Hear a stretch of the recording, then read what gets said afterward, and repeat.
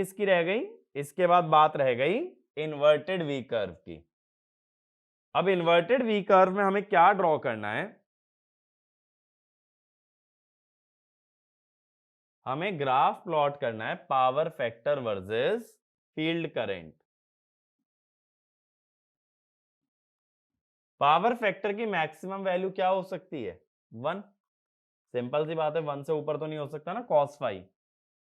अब power factor कैसे था? पहले लीडिंग था, फिर यूनिटी यानी 1 बना, फिर आ गया लैगिंग।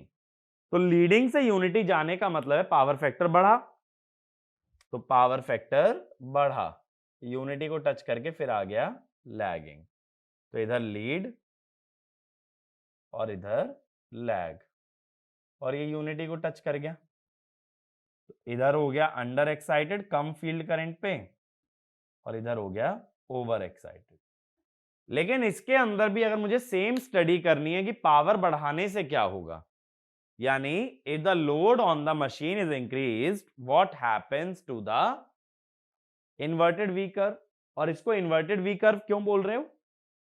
क्योंकि देखो इसका जो शेप है वो इन्वर्टेड वी की फॉर्म में आ रहा है, यानी वी से उल्टा आ रहा है, तो that is your inverted V curve. अब देखो क्या होगा, अगर बात करते हैं यहां पे, तो हम कहते हैं एज लोड इंक्रीजेस, लोड बढ़ने से हमें ये तो पता है आर्मेचर करंट बढ़ता है। आर्मेचर करंट अगर बढ़ेगा तो लीडिंग पावर फैक्टर पे मैग्नेटाइजिंग इफेक्ट इंक्रीज कर रहा है। मैग्नेटाइजिंग इफेक्ट अगर इंक्रीज कर रहा है, या ऐसा सोचो अगर आर्मेचर करंट बढ़ रहा है तो आर्मेचर रिएक्शन बढ़ेगा, लीडिंग पावर फैक्टर पे वो मैग्नेटाइजिंग होगा, तो एक तरह से मैग्नेटाइजिंग इफेक्ट बढ़ रहा है। अगर मैग्नेटाइजिंग इफेक्ट बढ़ रहा है तो फील्ड करंट कम कर सकते हो फॉर सेम पावर फैक्टर। मैं बात कर रहा हूं सेम पावर फैक्टर, कम फील्ड करंट पे आएगा, और लैगिंग है तो डीमैग्नेटाइजिंग इफेक्ट बढ़ रहा है। डीमैग्नेटाइजिंग इफेक्ट बढ़ रहा है तो फील्ड करंट उसको कंपेंसेट करने के लिए बढ़ाना पड़ेगा। देखो इस बात का मतलब समझो, अगर तुम्हें सेम पावर फैक्टर चाहिए तो अगर आर्मेचर करंट बढ़ता है तो उसका मैग्नेटाइजिंग या डीमैग्नेटाइजिंग इफेक्ट बढ़ता है। मैग्नेटाइजिंग इफेक्ट बढ़ता है तो आईएफ को घटाना पड़ेगा, और अगर डीमैग्नेटाइजिंग इफेक्ट बढ़ता है तो आईएफ को बढ़ाना पड़ेगा। इस वजह से ग्राफ में चेंज क्या आ जाता है कि ग्राफ जो है ना अपने राइट में शिफ्ट होने लगता है। यानी अब देखो लैगिंग पावर फैक्टर के लिए, सेम पावर फैक्टर के लिए ज्यादा फील्ड करंट की हमें जरूरत पड़ेगी। बात क्लियर हुई? राइट शिफ्ट हो रहा है। तो ये वाला कर्व अगर पावर P1 के लिए है और ये P2 के लिए है, तो P2 is greater than P1। ठीक है, तो एक पॉइंट लिख लेना, as the load on the machine is increased the armature current increases and so does the armature reaction, and in order to compensate the additional armature reaction field current must be increased at same power factor.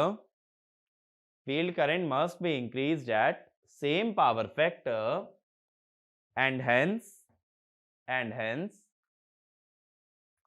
the inverted V curve is shifted rightwards, जैसे V curve ऊपर की तरफ shift होते हैं, inverted V curve right hand side की ओर shift हो जाता है। इसके अलावा देखो एक और तरीका है समझने का, अगर ये IA की लेंथ बढ़ा दोगे तो ये IA एक्सेस की लेंथ बढ़ जाएगी, तो EF बढ़ जाएगा, EF बढ़ेगा तो IF भी बढ़ेगा। IF बढ़ने का मतलब है कि कर्व किस तरफ शिफ्ट हो रहा है? राइट की तरफ शिफ्ट हो रहा है। ठीक है, ये बात क्लियर हुई, जो वी कर्व और इन्वर्टेड वी कर्व है। अब देखो इस पे क्वेश्चन किस टाइप से फ्रेम कर दिया जाता है, वो ऐसा बोल देगा, alternator is operating in leading power factor, now field current is increased, what happens to armature current. तो लीडिंग रीजन में मुझे पता है राइट हैंड साइड जाते हुए या फील्ड करंट बढ़ाते हुए आर्मेचर करंट घटता है। तो इस तरह के जो क्वालिटेटिव क्वेश्चंस होते हैं, जो थ्योरी बेस्ड क्वेश्चन होते हैं, काफी क्वेश्चंस का आंसर तुम वी कर्व और इन्वर्टेड वी कर्व से दे सकते हो। सेम चीज पावर फैक्टर में, मैं बोल दूं alternator is operating in lagging power factor region, what happens if we increase the excitation. तो लैगिंग में आईएफ बढ़ाने से या सीधे हाथ पे जाने से पावर फैक्टर कम हो जाता है। ठीक है, तो इस तरह से क्वेश्चन बन सकते हैं। अब ये तो बात हो गई देखो ऑल्टरनेटर की। सेम सारा डिस्कशन हम कर सकते हैं सिंक्रोनस मोटर के बारे में। और ये सब जो कर्व होते हैं ना, ये इंटरव्यू पॉइंट ऑफ व्यू से भी इंपॉर्टेंट रहते हैं। कई बार क्या होता है, जैसे पीएसयू वगैरह का इंटरव्यू होता है, या ईएस का इंटरव्यू होता है, या एमटेक का भी इंटरव्यू होता है, तो तुमसे कर्व ड्रॉ करा लेते हैं कि भाई वी कर्व या इन्वर्टेड वी कर्व बता दो सिंक्रोनस मशीन के। और खासकर देखो जो भी पावर जनरेटिंग कंपनीज हैं, जैसे एनटीपीसी हो गई, तो ये सब कंपनीज का ज्यादातर जो फोकस रहेगा वो तुम्हारे क्वेश्चंस पे रहेगा सिंक्रोनस मशीन से, क्योंकि most of the power generation किससे होता है, सिंक्रोनस से होता है। तो ये लोग क्वेश्चन भी सिंक्रोनस बेस्ड ही पूछते हैं। और वहीं जो पावर ट्रांसमिटिंग कंपनी है, जैसे कि पावर ग्रिड कॉर्पोरेशन, तो उसका काम है पावर की ट्रांसमिशन और डिस्ट्रीब्यूशन, तो वो तुमसे ज्यादा क्वेश्चन पूछेगी ट्रांसमिशन लाइन या ये कह लो पावर सिस्टम के रिगार्डिंग। तो इसीलिए जो है ना synchronous machine interview point of view से भी काफी रेलिवेंट हो जाता है, और उसमें वी कर्व और इन्वर्टेड वी कर्व टॉपिक ये काफी इंपॉर्टेंट है।